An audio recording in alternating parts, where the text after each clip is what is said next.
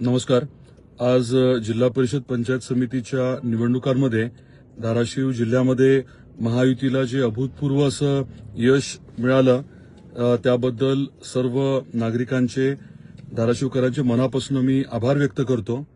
आम्ही ठरवल्याप्रमाणे महायुती जी आहे ती विकासावरतीच बोलत होती, केलेली आणि करणाऱ्या कामांवरतीच आम्ही बोलत होतो आणि जनतेला देखील ते योग्य वाटलं।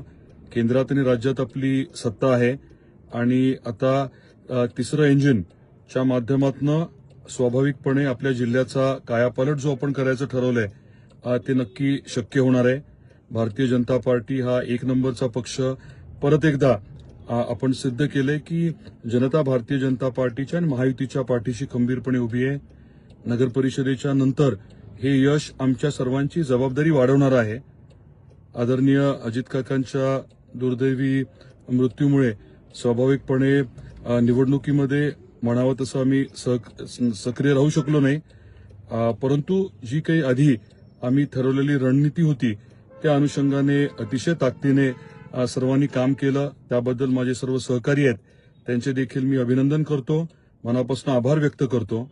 आणि आदरणीय मुख्यमंत्री देवेंद्रजी फडणवीस साहेब सांगतात त्याप्रमाणे आता आमची जबाबदारी अजून वाढलेली आहे। एवढ्या मोठ्या प्रमाणात जनतेने जो विश्वास टाकलाय, जे आता या निवडणुकीच्या माध्यमातून राजकीय बळ दिलंय, त्याचा योग्य वापर करून पारदर्शक आणि नियोजनबद्ध आम्ही काम करू, अतिशय ताकदीने काम करू। केंद्रातले, राज्यातले वेगवेगळे जे विषय आहेत, प्रकल्प आहेत ते आणणं, निधी आणणं आणि आर्थिक कायापालट। आपण ठरवलंय की शाश्वत पाणी जास्त आणायचं, आपण ठरवलंय की मोठे उद्योग आणायचे, आपण ठरवलंय की पर्यटनाच्या माध्यमातून रोजगार निर्मिती वरती भर द्यायचा, दरडोई आपलं उत्पन्न वाढवायचं आणि त्याच अनुषंगाने आम्ही सगळेजण मिळून अतिशय ताकदीने काम करणार आहोत। आपण जो विश्वास टाकला आणि महायुतीला प्रचंड ताकदीने जी साथ दिली त्याबद्दल परत एकदा आभार व्यक्त करतो।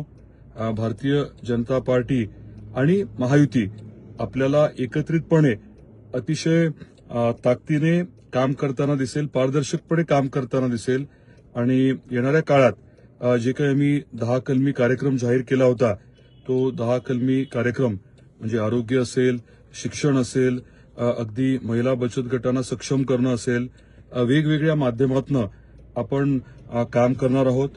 पारदर्शक कामकाज करत असताना, प्रशासन देत असताना एआयचा वापर, नवीन तंत्रज्ञानाचा वापर याच्यावरती देखील आम्ही नक्की भर देणार आहोत। पाणी पुरवठ्याच्या अपूर्ण योजना, रस्त्याचे विषय हे सर्व आपण हाती घेणार आहोत आणि आपली साथ देखील पुढच्या काळात असावी ही विनंती आहे।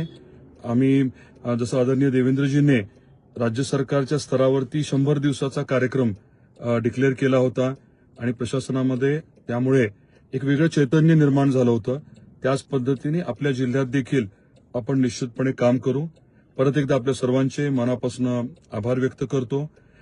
आम्ही जसं जल्लोष किंवा असा खूप मर्यादित ठेवलेला आहे, स्वाभाविकपणे प्राप्त परिस्थितीमध्ये ते योग्य नाही। काही प्रमाणामध्ये काही सहकारी जल्लोष करत असतील, पण जबाबदारीचं भान ठेवून येणाऱ्या काळामध्ये आमच्याकडनं नक्की काम होईल हे परत एकदा मी आपल्याला आश्वासित करतो। पुनश्च आपल्या सर्वांचे आभार मानतो आणि थांबतो। जय हिंद, जय महाराष्ट्र।